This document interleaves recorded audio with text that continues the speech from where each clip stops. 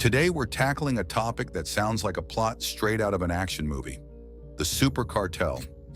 This isn't the name of a new video game or a rock band. It's a real international criminal organization that has revolutionized the global drug trade in recent years. If you think cartels are just about Mexico and Pablo Escobar, you're about to realize how wrong you are. The SuperCartel isn't a single specific cartel like the ones we know from Narcos.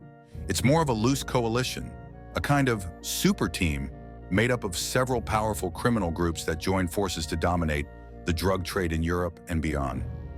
We're talking about collaborations between gangs from South America, the Middle East, and even Europe. Their specialty? Cocaine. And not just any cocaine, they deal in quantities that are mind-boggling. Imagine hundreds of tons of white powder flowing through ports, borders, and dark alleyways. The SuperCartel is an example of modern organized crime operating like a global corporation.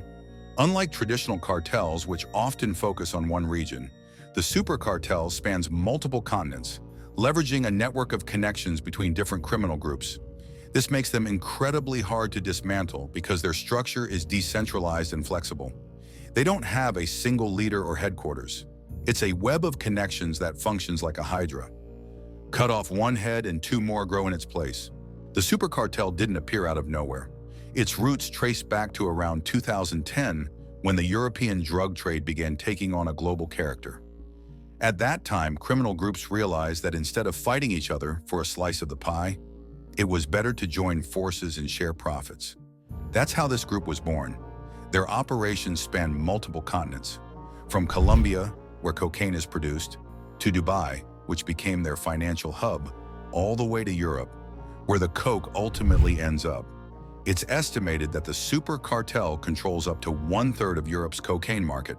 That's billions of euros annually. According to Europol reports, between 2010 and 2020, Europe became one of the largest cocaine markets in the world. The surge in demand led criminal groups to collaborate to meet market needs. The SuperCartel exploits major trade routes, such as the ports of Rotterdam, Antwerp, and Hamburg, which are key smuggling points. These ports are so critical that they've become battlegrounds for gangs fighting over control of drug flows. In Antwerp alone, authorities seized over 116 tons of cocaine in 2023, a record-breaking haul that underscores the sheer scale of this business. Who's behind the SuperCartel? This is where it gets really interesting, because this group is like the Avengers of the criminal underworld, a collection of the most powerful and influential drug lords who teamed up to dominate the European market. Among the key figures are true legends of the criminal world, with influence extending far beyond drug trafficking. Here are the major players. Daniel Kinahan, the Irish drug king. Daniel Kinahan is one of Europe's most recognizable and influential drug lords. His story begins in Ireland, where his family, the Kinahan clan, long controlled a significant portion of the drug and arms trade. But Daniel took it a step further. Instead of sticking to street-level crime, he built a global criminal empire. Kinahan isn't just known for drug trafficking, but also for money laundering through legitimate businesses. His favorite cover was the world of sports, particularly boxing. He organized high-profile boxing matches featuring international stars, which also served as a way to launder millions of euros. His influence was so vast that he evaded arrest for years, operating in the shadows as a businessman.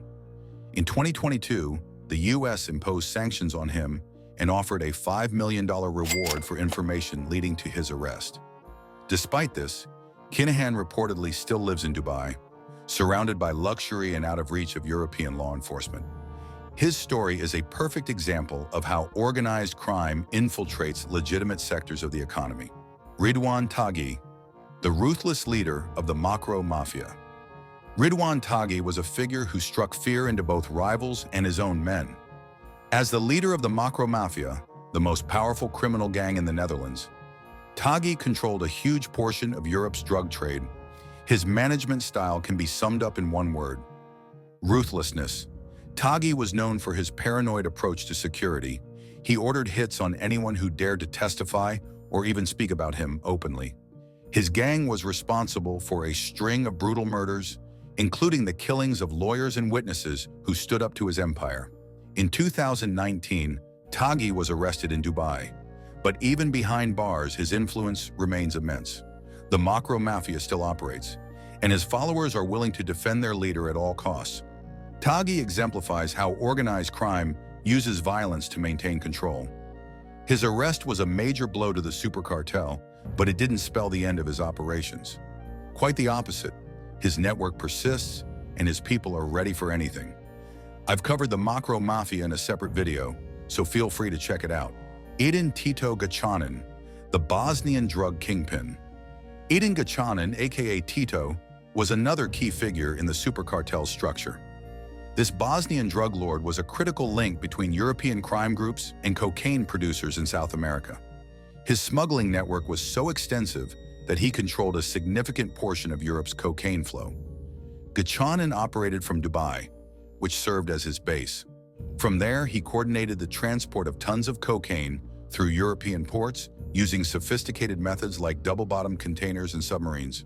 His arrest in 2022 during Operation Desert Light was one of Europol's biggest successes, but even after his capture, much of his network remained operational. Gačanin's story shows how organized crime operates on a global scale.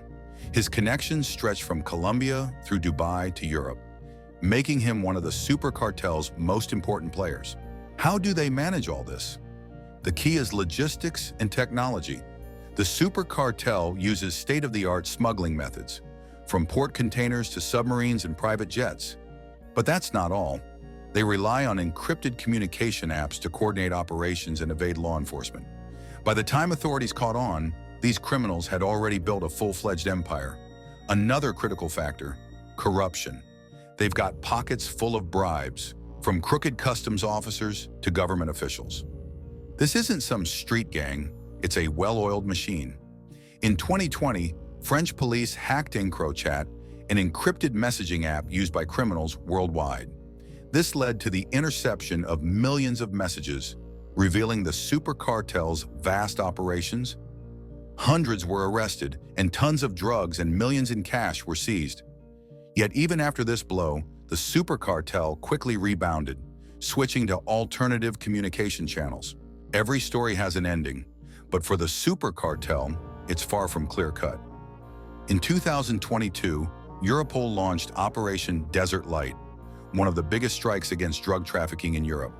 This operation was the result of a years-long investigation spanning Spain, the Netherlands, France, Belgium, and even the UAE. During the raid, over 40 people were arrested, including key figures like Edin Gačanin. Authorities seized tons of cocaine destined for Europe and froze bank accounts holding tens of millions of euros. In Dubai alone, assets worth over 100 million euros were confiscated: luxury cars, real estate, and jewelry. At first glance, Desert Light looked like a massive success, but experts warn that such operations rarely mean the end for organizations like the SuperCartel.